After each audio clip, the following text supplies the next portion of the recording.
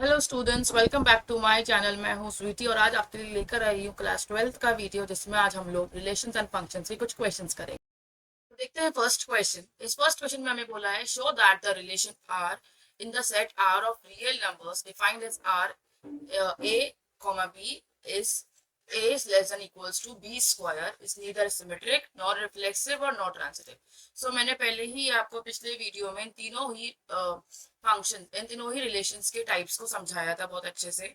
अगर आपने वो वीडियो अगर नहीं देखा है तो प्लीज आप देख लीजिए, आपको आई आइकन में भी मिल जाएगा और नीचे डिस्क्रिप्शन बॉक्स में भी उसके बारे में पता चल जाएगा, आप उसको देख लीजिए। अब आते हैं इस क्वेश्चन पे। तो इस क्वेश्चन को समझते हैं। इसमें बोला कि एक रिलेशन है आर, जिसमें बताया गया है कि आर जो सेट है वो रियल नंबर्स का सेट है और उसको डिफाइन इस तरीके से किया गया है कि R is equals to a comma b. A और बी इसके मेंबर्स है, ए इसका डोमेन है और बी इसकी रेंज है या फिर को डोमेन है। A is less than b square. ठीक है, ये आपको एक रिलेशन दिया है। अब आपको इस रिलेशन को प्रूव करना है कि ये सिमेट्रिक भी नहीं है, रिफ्लेक्सिव भी नहीं है और ट्रांजिटिव भी नहीं है। हम मान के चलते हैं कि कुछ हम लेते हैं नंबर्स। पहले तो हम इस रिलेशन को समझते हैं कि रिलेशन बनेगा कैसे। मान लेते हैं हमारे पास a इज इक्वल्स टू 1 है। b क्या होगा हमारे लिए, इसका 1 स्क्वायर, दैट मीन्स 1।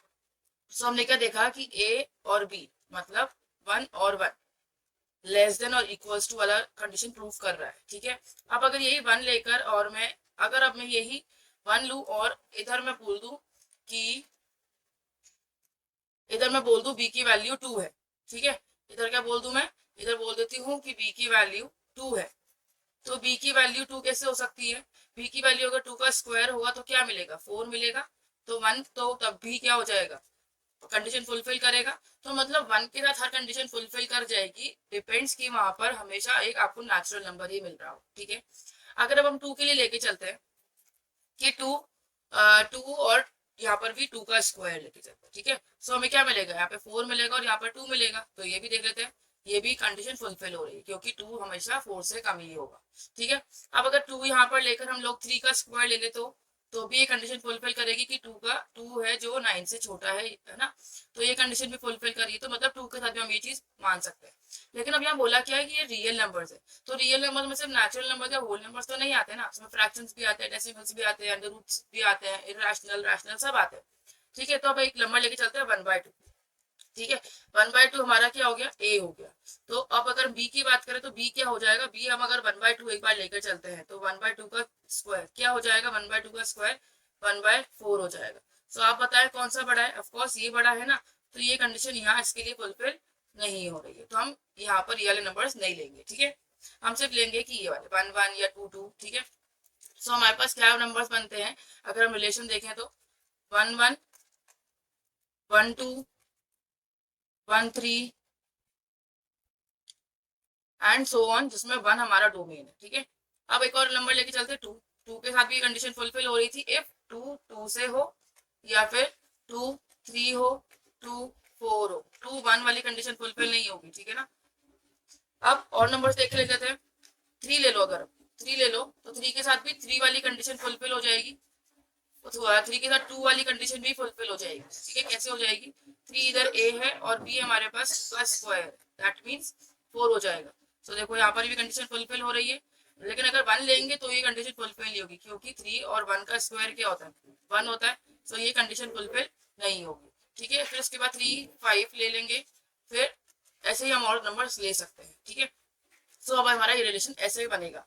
अब हमारे को क्वेश्चन में बोला क्या था, प्रूफ क्या करना था क्वेश्चन में प्रूफ करना था कि ना तो ये सिमेट्रिक है, ना रिफ्लेक्सिव और ट्रांजिटिव भी नहीं है। मैंने आपको समझाया था रिफ्लेक्सिव रिलेशन क्या होते हैं। रिफ्लेक्सिव रिलेशन वो रिलेशन होते हैं जिसमें a कॉमा b जो है वो दोनों ही क्या हो, सेम नंबर्स हो। ठीक है, ऐसे a और a सेम नंबर। तो हम देख रहे हैं कि 1 1 भी है, 2 2 भी है, 3 3 भी है। लेकिन हमने एक और चीज देखी थी कि 1/2 और 1/2 फुलफिल नहीं कर रहे इस कंडीशन को। ठीक है, फुलफिल नहीं कर रहे ना, तो हम बोल सकते हैं कि ये ये रिफ्लेक्सिव नहीं है। ठीक है, मोस्टली हर मेंबर्स हमारा क्या होना चाहिए, यहाँ पे इस कंडीशन को फुलफिल करना चाहिए। हर मेंबर नहीं बोल रही हूँ कि हर एक मेंबर फुलफिल करेगा, हर मेंबर नहीं कर सकता, लेकिन हर तरह का मेंबर फुलफिल करना चाहिए। जैसे अभी नेचुरल नंबर्स कर रहे हैं तो ये फ्रैक्शन भी तो करे, कोई भी फ्रैक्शन ये चीज फुलफिल नहीं कर पाएगा। ठीक है, इसलिए मैंने बोला ये नॉट रिफ्लेक्सिव है। अब बात करते हैं कि ये सिमेट्रिक कैसा होगा। सिमेट्रिक में मैंने क्या बताया था, सिमेट्रिक के लिए मैंने आपको बताया था कि इसका जो ए और बी अगर कोई मेंबर है एक इस रिलेशन के, सो बी और ए को भी इस मेंबर होना पड़ेगा। ठीक है, तो हम अगर मान के चले, हम किसी को भी ले लो, चाहे हम 1/1,2 को ले लो, 1,3 को ले लो, किसी को भी ले लो। ठीक है, मैंने किसी को भी ले लिया, यहाँ पे मैंने चलो 2/2,3 को ले लिया। सो 2,3 को देखा कि वो इसका मेंबर बन रहा है ना। और अगर मैं देखूँ 3,2 को, तो वो भी इसका मेंबर बन रहा है। ठीक है, लेकिन सिर्फ हम एक ही पेयर से तो नहीं प्रूव कर सकते ना कि ये पूरा का पूरा रिलेशन ही सिमेट्रिक है। नहीं, हमें हर मतलब कम से कम 2-3 पेयर को तो सेटिस्फाई करना पड़ेगा ना। तो देखो, अगर हम इस 1,2 को ले लेते हैं, तो 1,2 को मैंने देख लिया कि ये इसका मेंबर है, लेकिन 2,1 इसका मेंबर है क्या? नहीं है, नहीं है ना।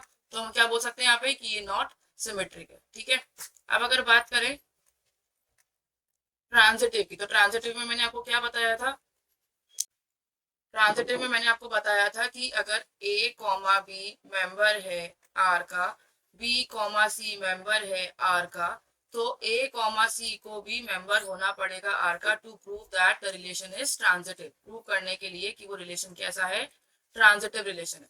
तो मान लो हम लोगों ने यहाँ से कोई भी एक पेयर उठा लिया, जैसे कि हमने उठाया 1/1,2। ठीक है, 1,2 उठाया हम लोगों ने। ठीक है, 1,2 उठाया।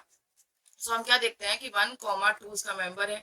ठीक है, ए हमारा 1 हो गया और बी हमारा 2 हो गया। अब मैं दूसरा पेयर उठा लेती हूँ 2,3, यहाँ पर बी हमारा 2 होना चाहिए। ठीक है, हो गया 2,3 भी हो गया। अब मेरे को क्या बताना है कि 1,3 भी इसका मेंबर होना चाहिए। तो देखो 1,3 भी इसका मेंबर है क्या? 1,3 भी इसका मेंबर है। तो मैं यहाँ से बोल दूं कि ट्रांजिटिव है? नहीं बोल सकती, पहले हमें एक दो पेयर को और देखना पड़ेगा। अब मैं कोई और नंबर उठा लेती हूँ। मान लो मैंने उठा लिया कौन सा उठाऊं, मान लो मैंने 2/2,3 को उठा लिया। ठीक है, 2,3 को मैंने उठा लिया। ठीक है, 2,3 को मैंने उठा लिया। तो मेरे को पता है, अब मेरे को 3 को बी में चाहिए, तो बी के लिए मैंने क्या देखा, तो देखो, तो मुझे क्या मिलेगा, 3 को अगर मैंने 2,3 उठाया, तो मैं 3 के साथ कौन सा ले लूँ, 3,5 ले लेती हूँ। ठीक है, फिर मैं 5 के लिए देख लूंगी कि 5 के साथ 2 बैठ रहा है क्या। ठीक है, तो मैंने क्या ले लिया, 3,5 ले लिया। अब मुझे देखना है कि 5 और 2 ये कंडीशन फुलफिल करते हैं क्या। ठीक है, तो 5 और ए हो गया और बी हमारे पास 4 हो जाएगा, क्योंकि बी का स्क्वायर चाहिए था हमको। ठीक है, सो 4 मिला। तो देखो ये फुलफिल कर रहा है क्या? ये फुलफिल नहीं कर रहा है। तो मतलब 5,4 जो है वो बिलोंग नहीं करता आर से। ठीक है, तो हम बोल सकते हैं कि रिलेशन ट्रांजिटिव भी नहीं है। ठीक है, आपको इस तरीके से ये क्वेश्चन समझ में आया। आपको इसी तरीके से ये क्वेश्चन करने होंगे।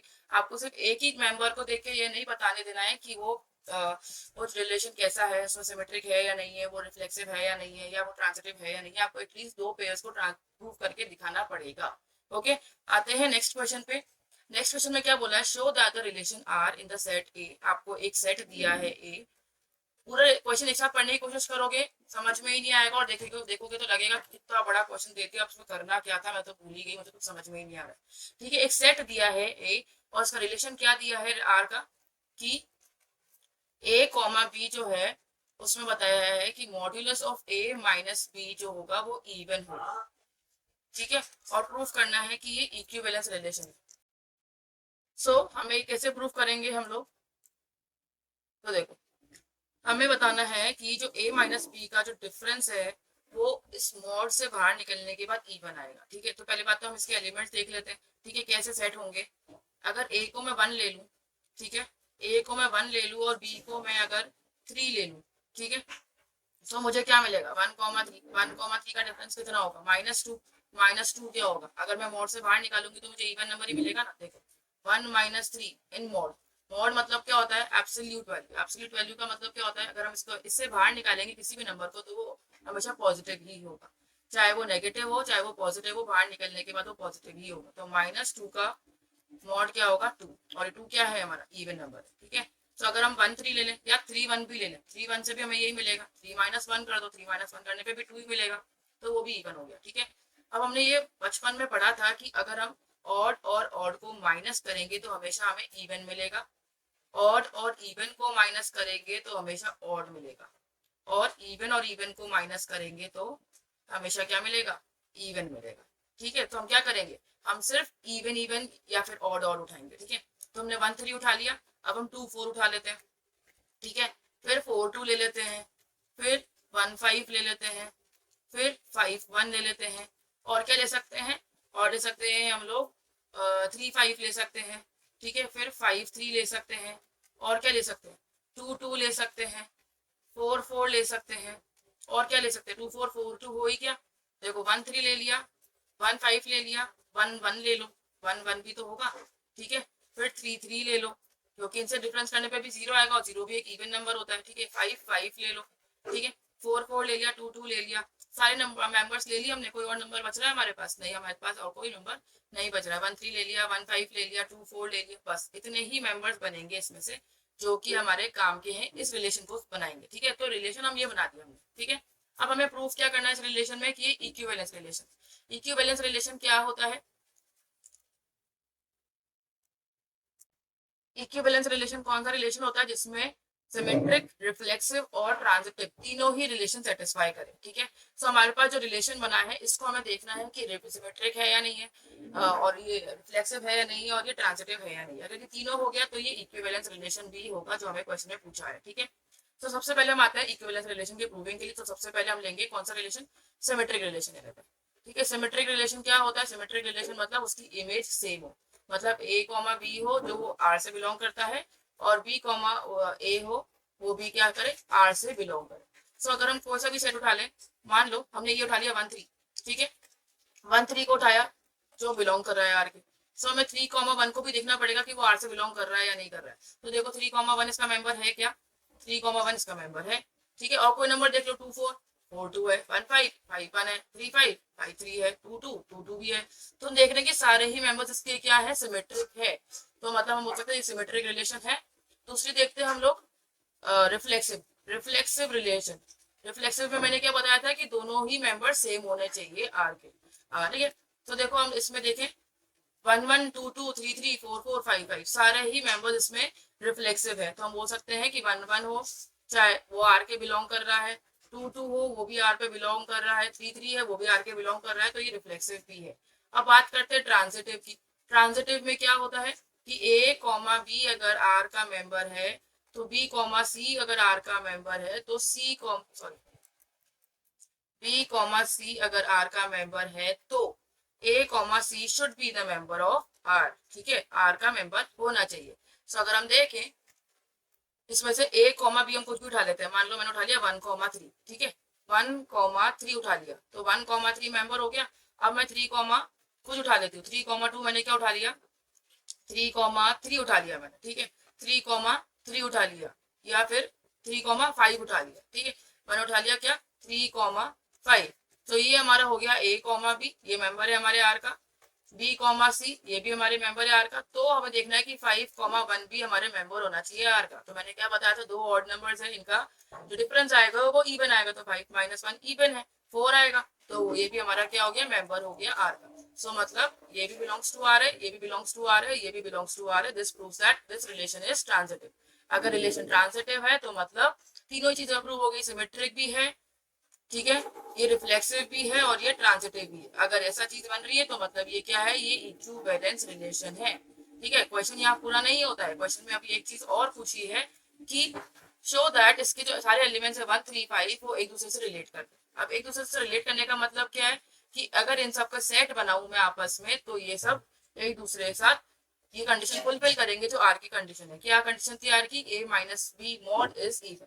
तो देख लो मैंने आपको बताया था कि 1 कॉमा 3 कर लो, 1 कॉमा 3 करेंगे तो भी ये मेंबर बन रहा है, 1 कॉमा 5 करेंगे तो भी बनेगा, 5 कॉमा 1 करेंगे तो भी बनेगा, 5 कॉमा 3 करेंगे तो भी बनेगा, तो और 3 कॉमा 5 करेंगे तो भी बनेगा, ठीक है, और 3 कॉमा 1 करेंगे तो भी बनेगा, क्योंकि ये सारे क्या है, ऑड नंबर्स है, और ऑड नंबर्स का जो डिफरेंस होता है वो क्या होता है, इवन होता है।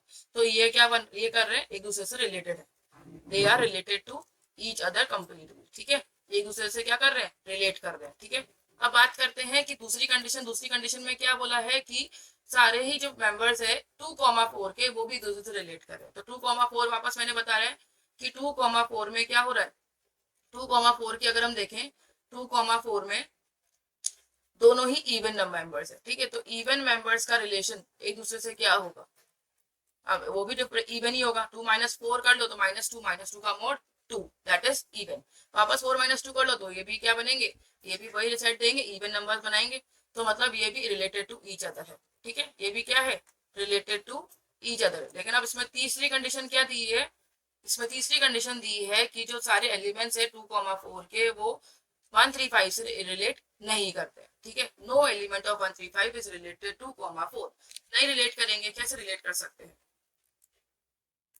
कैसे रिलेट कर सकते हैं, देखो कैसे रिलेट करेंगे, क्योंकि 135 एक जगह पर है हमारे पास, ठीक है, और एक जगह पर 2,4 है। तो अगर मैं एक एलिमेंट इसका लू 1,2, तो 1,2 से हमें क्या मिलेगा, 1 मिलेगा, जो कि इवन नंबर नहीं है।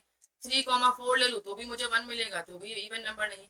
तो ये दोनों एक दूसरे से रिलेट नहीं करेंगे, दोनों not related to each other है। क्यों, क्योंकि एक ऑड है और एक इवन है, ठीक है, एक ऑड है और एक इवन है। तो मैंने आपको पहले ही बताया कि ऑड और इवन का रिलेशन हमेशा कैसा होता है, ऑड होता है।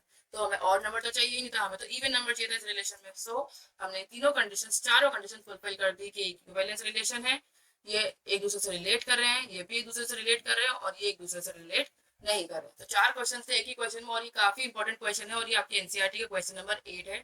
आज मैं आपको सारे एनसीईआरटी के क्वेश्चन ही करवा रही हूँ, तो आप प्लीज अच्छे से देखें, समझे। कोई क्वेश्चन ऐसा है जो आपको समझ नहीं आ रहा है तो आप कमेंट सेक्शन में डाल देना, वो वाला क्वेश्चन मैं आपको समझा दूंगी, ठीक है। आते हैं नेक्स्ट क्वेश्चन के ऊपर। Show that the relation R defined in the set A of all triangles as R equal to T1, T2 is T1 is similar to T2 is equivalence relation. Consider करते हैं कि 3 right angle triangle है जिनकी side है 3, 4, 5। तो मतलब T1 कैसा है, इसकी साइड्स क्या है, 3, 4, 5, ठीक है, और T2 है इसकी साइड से 5, 12, 13, ठीक है। अब बोला क्या, और T3 है दे रखा है एक और कि 6, 8, 10 है, ठीक है। तो आपको बताना है कि which triangles among T1, T2 and T3 are related। Related मतलब आपको बताना है कि सिमिलर होना चाहिए। कैसे सिमिलर है, रिलेटेड कैसे एक दूसरे से, वो आपको समझना है, ठीक है। तो पहली बात तो आपको पता होना चाहिए कि राइट एंगल ट्राइंगल्स में रिलेशन क्या होता है। राइट एंगल ट्राइंगल का रिलेशन क्या होता है कि p square plus b square is equals to h square होना चाहिए। पहली कंडीशन तो ये आपको फुलफिल करनी है फॉर प्रूविंग दैट की राइट एंगल ट्राइंगल। तो हम देख सकते हैं कि 3 स्क्वायर प्लस 4 स्क्वायर क्या हो रहा है, 5 स्क्वायर बन रहा है। फिर 5 स्क्वायर प्लस 12 स्क्वायर क्या बन रहा है, 13 स्क्वायर बन रहा है। 6 स्क्वायर प्लस 8 स्क्वायर क्या बन रहा है, 10 स्क्वायर बन रहा है। सो ये सब क्या है, ये सब हमें राइट एंगल ट्राइंगल्स है। अब राइट एंगल ट्राइंगल्स तो बन गए, लेकिन हमें प्रूफ करना है कि एक दूसरे से सिमिलर भी है। सिमिलर होने के लिए क्या कंडीशन होती है, सिमिलर होने के लिए कंडीशन होती है कि जिनकी साइड्स का रेशियो है वो इक्वल होना चाहिए। तो मतलब T1 की साइड्स क्या है, 3, 4, 5, और T2 की साइड्स क्या है, 5, 12, 13, और T3 की साइड्स क्या है, 6, 8, 10। सो हम देख सकते हैं कि अगर T1 और T2 की साइड्स को देखें, सो 3/5, 4/12 और 5/13 का कोई रेशियो साथ में नहीं बैठ रहा है, ठीक है। तो मतलब ये दोनों तो आपस में सिमिलर नहीं है। लेकिन अगर अपन T1 और T3 को देखें, सो देखो T1 और T3 का रिलेशन कैसे बनेगा, 3/6, 4/8 और 5/10। तो ये सब कैसा दे रहे हैं, 1, 2, 1, 2, 1, 2। सो ये सब क्या है, इक्वल है। तो हम बोल सकते हैं कि T1 and T3 are related to each other because they have proportional sides, ठीक है। ये तो हमने रिलेशन प्रूफ कर दिया T1 और T3 के बीच में। तो हमने हमारे से पूछा था कि कौन कौन से एक दूसरे से रिलेटेड है, तो T1 और T3 रिलेटेड है। अब बात करते हैं इक्विवेलेंस रिलेशन की। इक्विवेलेंस रिलेशन कैसे प्रूव होगा, हमें ये कंडीशन को फुलफिल करना पड़ेगा। फुलफिल करने के लिए हम क्या करेंगे, मान लो हमारे पास क्या रिलेशन बन रहा है, T1 और T2 का रिलेशन बनाना है हमको, ठीक है। सो हम क्या बोल सकते हैं, R is equals to T1, T2, ठीक है, एक तो ये बनेगा। फिर T1, T1 बनेगा, ठीक है, और T2, T2 बनेगा, और T2, T1 बनेगा, ठीक है। ये हमारे क्या बनेंगे, इसके रिलेशन के एलिमेंट्स बनेंगे। अब रिलेशन के एलिमेंट्स तो बन गए, हमें क्या प्रूफ करना है कि ये कैसा रिलेशन है, हमारे पास इक्विवेलेंस रिलेशन है। तो इक्विवेलेंस रिलेशन के लिए हमें क्या करना पड़ता है, इक्विवेलेंस रिलेशन के लिए हमें क्या करना पड़ता है, इक्विवेलेंस रिलेशन के लिए हमें प्रूफ करना पड़ेगा कि वो रिलेशन सिमेट्रिक भी है, रिफ्लेक्सिव भी है, और हमारा ट्रांजिटिव भी है। तो हमारा रिलेशन क्या बना था, रिलेशन बना है हमारे पास T1, T1, फिर T1, T2, फिर T2, T1, और लास्ट है T2, T2, ठीक है। सो हमें प्रूफ कैसा करना है कि ये सबसे पहले तो सिमेट्रिक है। सिमेट्रिक प्रूफ करने के लिए हम क्या करेंगे, सिमेट्रिक प्रूफ करने के लिए हमें देखना पड़ेगा कि जो A, B है, अगर वो बिलोंग कर रहा है आर के, तो B, A को भी बिलोंग करना पड़ेगा आर के। तो मान लो मैंने ले लिया T1 कॉमा T2, ठीक है, ये बिलोंग कर रहा है आर पे, तो इसकी इमेज कैसी बनेगी T2 कॉमा T1। तो देखो T2 कॉमा T1 भी है यहाँ पे, सो मतलब ये कैसा बन गया, ये रिफ्लेक्सिव सिमेट्रिक रिलेशन बन गया। दूसरी बात करते हैं रिफ्लेक्सिव की। तो रिफ्लेक्सिव में हमें क्या प्रूफ करना होता है कि ए कॉमा ए हमारा रिलेशन होना चाहिए, एलिमेंट होना चाहिए आर का। तो ए कॉमा ए मतलब T2 कॉमा T2 हमारा बन गया एलिमेंट आर का, ठीक है। फिर T1 कॉमा T1 भी हमारा बन गया आर का एलिमेंट, ठीक है। तो देख रहे हैं हम लोग ये रिफ्लेक्सिव भी है। लास्ट बात करते हैं ट्रांजिटिव की। तो ट्रांजिटिव में क्या होना चाहिए कि अगर a कॉमा बी हमारा एलिमेंट है आर का और b कॉमा सी अगर एलिमेंट है आर का, so a comma c should be the element of R. That means अगर मैं T1 कॉमा T2 ले लूं, ये एलिमेंट है आर का, और T2 कॉमा T2 भी ले लूं, ठीक है, क्योंकि हमारे पास और कोई एलिमेंट्स नहीं है, सो हम देख सकते हैं कि T2 कॉमा T1 भी एलिमेंट होना चाहिए आर का। T2 कॉमा T1 हमारा एलिमेंट है क्या, बिल्कुल है। तो ये क्या बन गया हमारा ट्रांजिटिव भी बन गया, ठीक है। तो हमने हमारे को क्या प्रूफ हो गया कि ये इक्विवेलेंस रिलेशन है, क्योंकि इसमें तीनों ही रिलेशन फुलफिल हो रहे हैं। आते हैं नेक्स्ट क्वेश्चन के ऊपर। नेक्स्ट क्वेश्चन में बोला है कि आर एक सेट है, आर एक रिलेशन है सेट का। सेट दे रखा है हमारे पास 1, 2, 3, 4, और आर का सेट दे रखा है 1, 2, 2, 1, 1, 4, 4, 1, 3, 3, एंड 3, 2। ये आपकी क्वेश्चन आपकी ही बुक का है, लास्ट सेकंड क्वेश्चन है, जिसमें आपको बताना है कि इसमें से करेक्ट आंसर क्या है। ये एमसीक्यू बेस्ड क्वेश्चन है, ठीक है। आपके एग्जाम में भी ऐसे एमसीक्यू बेस्ड क्वेश्चन आते हैं और आएंगे, ठीक है। सो आपको प्रूव करना है कि कौन सी इसमें से सही बात बोली गई है, ठीक है। तो आपको सिंपल सी बात है कि आपको प्रूव करना है कि रिफ्लेक्सिव है, सिमेट्रिक है, ट्रांजिटिव है। आप पहले तो अच्छे से ये चीज देख लो, तो आपको यहाँ पे समझ में आ जाएगी कौन सा रिलेशन सही हो रहा है, ठीक है। सो हमारे पास आर दे रखा है, क्या दे रखा है 1, 2, 2, 2, 1, 1, 4, 4, 1, 3, 3, 3, 3, 2। ये आपको क्या दे रखा है, इसका आपको रिलेशन दे रखा है। अब आपको सबसे पहले इसमें से क्या प्रूव करेंगे, सबसे पहले इसमें से आप प्रूव करेंगे कि ये सिमेट्रिक है, ठीक है। सबसे पहले हम क्या प्रूव करेंगे, ये सिमेट्रिक है। तो सिमेट्रिक के लिए हमें कैसे प्रूव करते हैं कि ए कॉमा बी जो है वो ए कॉमा बी अगर एलिमेंट है आर का, सो बी कॉमा ए को भी एलिमेंट होना पड़ेगा आर का। सो हम कोई सा भी मेंबर उठा लेते हैं इसमें से। हमने उठा लिया, मान लो मैंने उठा लिया इसमें से 1, 2, ठीक है, 1, 2 उठा लिया। तो 1, 2 अगर मैंने उठाया है इसमें से, तो मुझे देखना पड़ेगा कि 2, 1 भी इसमें एलिमेंट है क्या आर का। देखो 2, 1 दिख रहा है आपको, नहीं दिख रहा है। सो हम क्या बोल सकते हैं कि ये सिमेट्रिक नहीं है। ये क्या है, सिमेट्रिक नहीं है। अब एक और एलिमेंट उठा लेते हैं, एक से ही क्यों, हम एक और एलिमेंट चेक कर लेते हैं। 1, 3 देख लिया, ठीक है, 1, 3 देख लिया एलिमेंट है आर का। तो 3, 1 दिख रहा है क्या आपको कहीं पे, इसमें नहीं दिख रहा है। तो 3, 1 अगर एलिमेंट नहीं है आर का, दैट मीन्स हम बोल सकते हैं फॉर श्योर की सिमेट्रिक नहीं है। अब आते हैं रिफ्लेक्सिव के ऊपर। रिफ्लेक्सिव में क्या प्रूफ करना होता है कि ए जो है वो एलिमेंट होना चाहिए आर का। मतलब इसमें जो एलिमेंट्स हैं उसके क्या होना चाहिए, 3, है, 4 है, 2, है, 1, है। तो सारे ही एलिमेंट्स की इसमें एक सेम इमेज बनी है। तो हम बोल सकते हैं कि रिफ्लेक्सिव है, क्योंकि 1, भी एलिमेंट है आर का, 2, भी एलिमेंट है आर का, 3, भी एलिमेंट है आर का, और 4 भी एलिमेंट है आर का। तो हम बोल सकते हैं कि रिफ्लेक्सिव है। बात करते हैं लास्ट ट्रांजिटिव की। तो ट्रांजिटिव में क्या प्रूफ करना होता है, ट्रांजिटिव में हमें ये प्रूफ करना होता है कि अगर ए कॉमा बी एलिमेंट है आर का और बी कॉमा सी एलिमेंट है आर का, सो ए कॉमा सी को भी एलिमेंट होना पड़ेगा आर का, ठीक है। सो अब अगर हम इसमें से कोई सा भी मेंबर उठा लो, 1, 2 उठा लिया मैंने अगेन, ठीक है, 1, 2 में एलिमेंट है मेरे आर का, और 2 के साथ कोई एक एलिमेंट उठा लो, जैसे मैंने उठा लिया 2, 2 ही उठा लिया, ठीक है, 2, 2 ही मैंने उठा लिया, ठीक है। 2, 2 उठा लिया तो मुझे क्या पता चलता है, 2, 2 उठाओ या कुछ और उठा लो, चलो 3, 2 तो हो नहीं सकता, मैं 2, 3 चाहिए। चलो मैं 1, 3 उठा लेती हूँ, ठीक है, ज्यादा इजी पड़ेगा हमको। तो 1, 3 मैंने उठाया, सो 3, 2 मैंने एलिमेंट ले लिया, 3, 2 एलिमेंट हो गया आर का। सो मेरे को देखना है कि 1, 2 मेरा एलिमेंट होना चाहिए आर का। 1, 2 मेरा एलिमेंट है, ठीक है, 1, 2 मेरा एलिमेंट है। सो हमने देखा कि ऐसे एलिमेंट्स तो हमारे पास बन रहा है, ये ट्रांजिटिव भी है, ठीक है। अब अगर हम ऑप्शंस चेक करते हैं, ऑप्शंस में हमें क्या बोला था, देखो पहला ऑप्शन बोला है कि रिफ्लेक्सिव है, R is reflexive and symmetric but not transitive. तो आर रिफ्लेक्सिव तो है लेकिन सिमेट्रिक नहीं है, तो पहला ऑप्शन हमारा एलिमिनेटेड। बी ऑप्शन में देखते हैं कि आर रिफ्लेक्सिव है, ट्रांजिटिव है, लेकिन सिमेट्रिक नहीं है। सिमेट्रिक नहीं है लेकिन रिफ्लेक्सिव और ट्रांजिटिव हमने प्रूफ कर दिया कि वो है, ट्रांजिटिव भी था ना। तो हमारा सेकेंड ऑप्शन क्या हो जाता है, क्लियर हो जाता है कि ये सही है, ठीक है। सो हमने यहाँ पे आंसर निकाल दिया कि बी ऑप्शन इज करेक्ट, ठीक है। अब आते हैं नेक्स्ट क्वेश्चन पे। नेक्स्ट एक्सरसाइज का क्वेश्चन है, ठीक है, हमने फर्स्ट एक्सरसाइज में से जो जो मेरे को इंपॉर्टेंट क्वेश्चंस लगे, वो जो थोड़े लगे कि लेवल अच्छा है, उन क्वेश्चंस को करवाया था।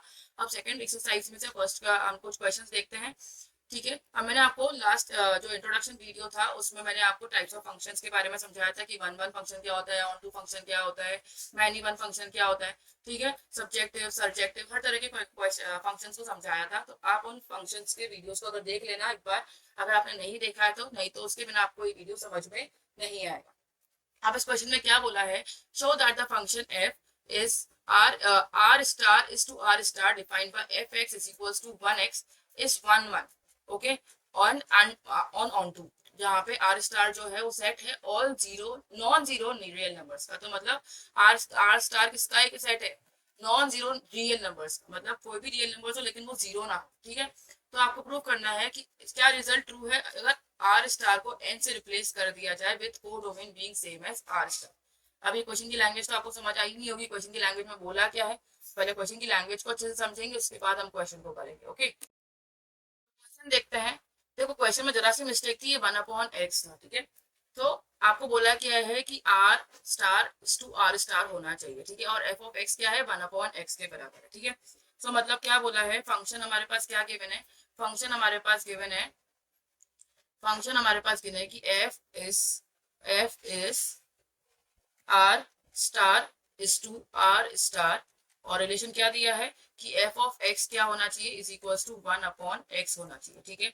सो अगर मैं डोमेन और रेंज बनाकर चलूं या डोमेन और को डोमेन में बनाकर चलूं तो मेरे पास क्या मिलेगा कि मैं अगर 1 की वैल्यू x की जगह में 1 ले लेती हूँ तो मुझे y क्या मिलेगा, y भी मुझे 1 ही मिलेगा। क्यों, क्योंकि x की वैल्यू अगर मैं 1 ले लेती तो y की वैल्यू मेरे पास 1/1 होनी चाहिए, क्योंकि 1 बनेगी, ठीक है। अगर मैं 2 ले लूँ तो मुझे क्या मिलेगा, 2 लेने पे मुझे मिलेगा 1/2 मिलेगा।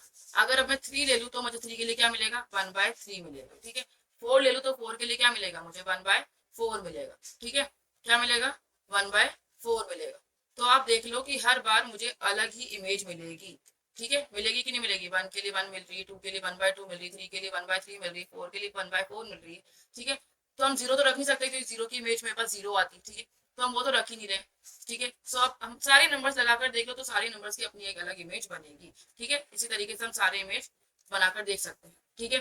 सो इससे हम बोल सकते हैं कि 1/1 इमेज है, ठीक है। ये कैसी फंक्शन है, ये 1/1 फंक्शन है, लेकिन हमें ऑल अकॉर्डिंग टू एनसीईआरटी इसको प्रूव करना पड़ेगा कि ये 1/1 इमेज है। तो कैसे 1/1 फंक्शन है, तो कैसे प्रूव करते हैं, अकॉर्डिंग टू एनसीईआरटी मैंने आपको बताया था कि if x is equals to y है, सो f ऑफ x क्या होना चाहिए, f ऑफ x जो है वो f ऑफ y के इक्वल होना चाहिए, या फिर if अगर x equals not to equals y है तो वो f of x is not equals to y होना चाहिए, ठीक है। अब इसको प्रूव कैसे करते हैं, इस कंडीशन को समझो। मान लो मेरे पास x is equals to y है, मेरे पास x is equals to y क्या बन रहा है, मेरे पास x is equals to y, मतलब मान लो मैंने ले लिया x की वैल्यू 1, ठीक है। तो मेरे पास y की वैल्यू भी 1 आ रही है, देखो इस केस में आ रही है ना, मेरे पास y की वैल्यू 1 आ रही है। तो हम देख सकते हैं कि f ऑफ x मतलब क्या, f ऑफ x मतलब 1, कैसा है f ऑफ x 1, जब मैंने x को 1 रखा तो f ऑफ x भी मेरे पास 1 आ गया, और अगर मैंने y को 1 रखा तो मेरे पास f ऑफ y भी क्या आएगा, f ऑफ y भी मेरे पास 1 आ रहा है, ठीक है। लेकिन अगर मैं, ये कंडीशन मतलब हमारी फुलफिल हो गई जब मैंने x को 1 रखा। अब x is not equals to y, मतलब 2 रखती हूँ मैं अगर x को, तो मेरे पास f ऑफ x क्या आएगा, तो f ऑफ x क्या आएगा, मेरे पास 1/2 आएगा। और अगर मान लो मैंने y रखा 1/2, तो मेरे पास f ऑफ y क्या आ रहा है, f ऑफ y क्या आएगा, 2 आएगा। तो ये भी इक्वल नहीं है, ये भी इक्वल नहीं है, तो मतलब हमने ये दोनों कंडीशंस को फुलफिल कर दी। क्या x is equals to y है तो f ऑफ y के बराबर होगा, और अगर x equal not equals to y है तो f of x not equals to f of y होगा। लेकिन अगर इसको हम टर्म्स में लिखें, टेक्निकल टर्म्स में लिखना पड़ेगा आपको एग्जाम में, तो वो कैसे लिखेंगे कि मान लेते हैं कि लेट x और y जो है वो मेंबर है हमारे r स्टार का, ठीक है, क्योंकि r स्टार हमारे को दे रखा है। तो f ऑफ x क्या होगा हमारे पास 1/y, और f ऑफ y क्या होगा 1/y ही होगा, ठीक है, क्योंकि तो क्वेश्चन में गिवन है। और अगर हम f ऑफ y करने चलेंगे तो वो भी हमारा 1/y मिलेगा। तो f ऑफ x क्या हो गया, f ऑफ y के इक्वल हो गया, देख लो दोनों कंडीशन सेम आ रही है, ठीक है। इससे हम क्या बोल सकते हैं, मतलब f ऑफ x क्या है 1/y है, और f ऑफ सॉरी सॉरी, यहाँ पर थोड़ी सी मिस्टेक हो गई, यहाँ पर थोड़ी सी मिस्टेक हो गई। ये क्या हो जाएगा हमारे पास, एफ ऑफ एक्स क्या हो जाएगा 1/x, और एफ ऑफ वाई क्या हो जाएगा 1/y। सो 1/x और 1/y, अगर इसको हम क्रॉस मल्टीप्लाई करें तो हमें क्या मिलेगा, x equals to y. So if f of x और एफ ऑफ वाई इक्वल है तो f of x equals to y भी इक्वल होगा। ठीक है, अब अगर हम नॉट इक्वल्स टू वाली कंडीशन देख लेते हैं, नॉट इक्वल्स टू वाली कंडीशन में क्या होता है, नॉट इक्वल्स टू वाली कंडीशन में हमें कैसे बताना है कि f of if x is not equals to y, so F of x जो है एफ ऑफ वाई के इक्वल नहीं होना चाहिए। तो अब इसको कैसे कंडीशन को फुलफिल करेंगे, देख लो, कोई भी ले लो कंडीशन। मैंने बोल दिया एफ ऑफ एक्स मेरे पास आ रहा है, नंबर से प्रूफ करेंगे 1/2 आ रहा है, और एफ ऑफ वाई मेरे पास आ रहा है 1/3। तो x की वैल्यू तब क्या हो जाएगी 2 हो जाएगी, और y की वैल्यू क्या हो जाएगी 3 हो जाएगी। सो हम देखना है कि x इक्वल्स टू वाई नहीं है, सो हम बोल सकते हैं कि ये क्या है, ये 1/1 फंक्शन है। ठीक है, अब बात करते हैं ऑन टू फंक्शन की, कि इस फंक्शन को हमें ऑन टू फंक्शन भी प्रूव करना था। अब ऑन टू फंक्शन क्या होता है, ऑन टू फंक्शन मतलब ये होता है कि उसकी जो डोमेन है वो, सॉरी, जो उसका को डोमेन है वो रेंज के बराबर हो, जो उसका डोमेन है वो रेंज के बराबर हो, रेंज और जो को डोमेन है वो बराबर होनी चाहिए।